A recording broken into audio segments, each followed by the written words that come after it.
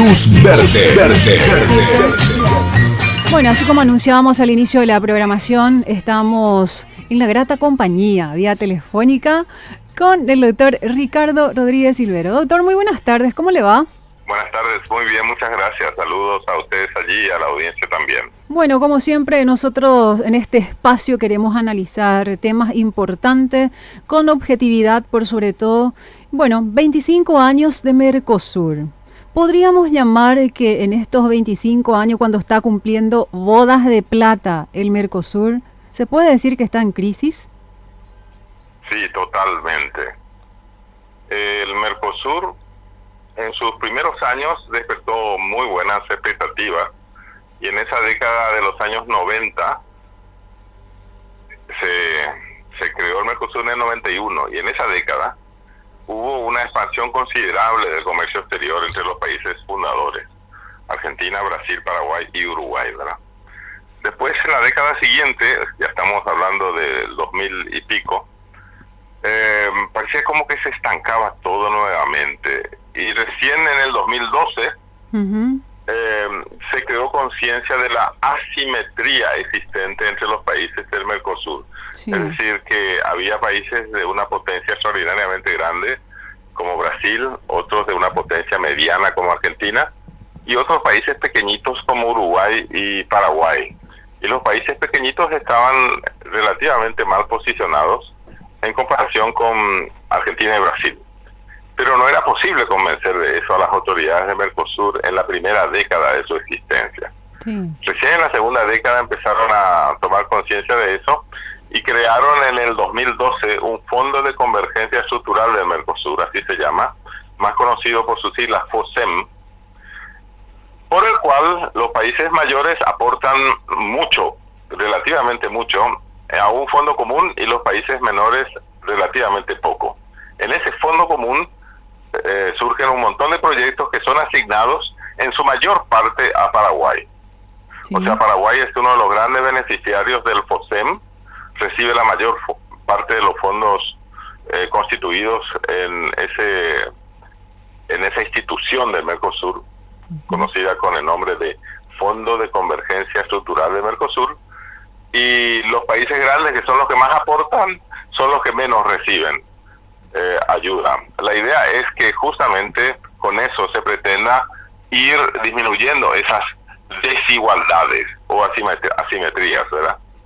Lo que pasa es que en esos 10 años de existencia del FOSEM, que empezó a funcionar recién en el 2015, es decir, desde el 2015 hasta desde el 2005 que empezó a funcionar, hasta el 2015, esos 10 años, se llegaron a constituir $1.000 millones de ayuda recíproca.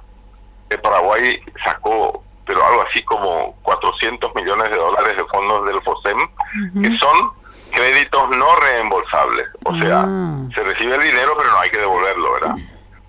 En otras palabras, la existencia del Fondo Estructural del Mercosur fue lo que más o menos mitigaron esos fondos las expectativas que se tenían puestas en el Mercosur, porque en todo lo demás hay que decir que en ese cuarto de siglo de funcionamiento no se cumplieron realmente en forma cabal los objetivos fundamentales de Mercosur, que son un mercado común, la coordinación de políticas macroeconómicas, la armonización de legislaciones internas y la instalación de una instancia supranacional que tome el mando de todas las reformas. Ninguna de esas cuestiones fundamentales se lograron en estos 25 años. Y 25 años es ya un lapso considerable para que se vayan realizando reformas. Pero totalmente. No se hicieron esas reformas. En otros esfuerzos regionales de integración, como por ejemplo el Tratado de Libre Comercio de América del Norte, en el que están México, Estados Unidos y Canadá, en muy poco tiempo ellos llegaron a integrarse relativamente rápido. Y en la Unión Europea eso llevó ciertamente también unos 40 años, pero realmente a los 20, 25 años estaban ya todos muy bien integrados.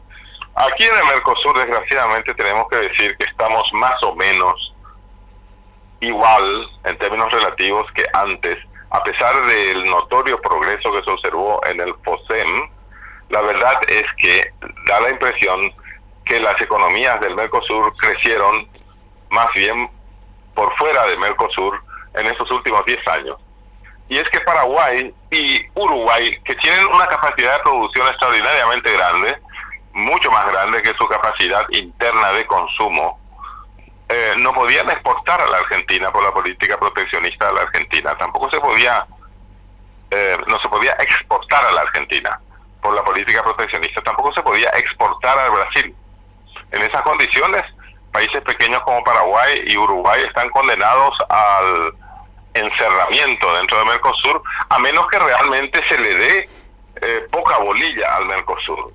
Y eso es lo que venimos diciendo los técnicos desde hace algunos años ya, ponerse a negociar ya con otros países acuerdos de libre comercio y no esperar a que Mercosur dé los pasos en ese sentido, porque los mayores países del Mercosur, Argentina y Brasil, se han vuelto países proteccionistas y así no hay forma de constituir ni libre comercio, ni coordinación de políticas macroeconómicas, ni armonización de legislaciones internas, y por supuesto no es posible constituir tampoco una entidad supranacional que es la que asuma el comando del Mercosur.